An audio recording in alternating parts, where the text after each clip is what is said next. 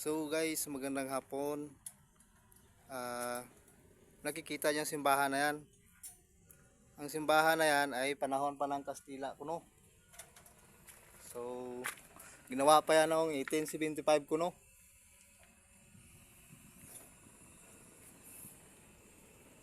Luma na yan guys, oh.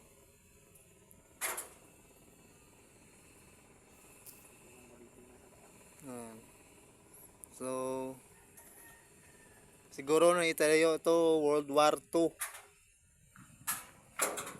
Kasi nung pag sinakop ng mga Hapon ang Pilipinas, pumunta sila dito sa Pilipinas kaya nagsialisan ng mga Kastila.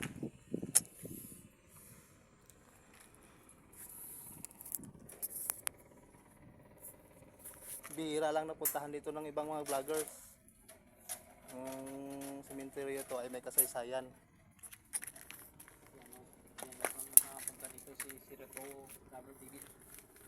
Pero may vloggers naman na pumunta dito, pero wala naman pa ano lang ito na pa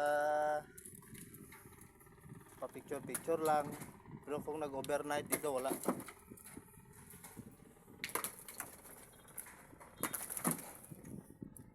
So ito lang yung update ko guys. Ito yung si Rensoy guys, oh. Ako yung cameraman na guys. May ano pa kasi siya, may trabaho.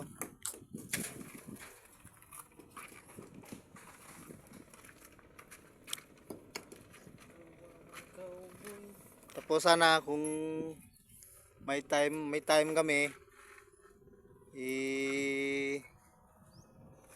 iikot-ikot kami dito kasi may mga lumang mga ano dyan eh, mga pansyon. Ay, may mga luma sa sinaunang panahon ng pansyon. Yan, nakikita nyo rin, no? At sa likod, doon sa likod ng isa dyan, mga bata, iba ng mga bata, tapos iba yung mga matatanda. Pag may time kayo guys, ikot kayo. So hanggat dito na lang muna video namin guys. Babawi lang kami sa sunod.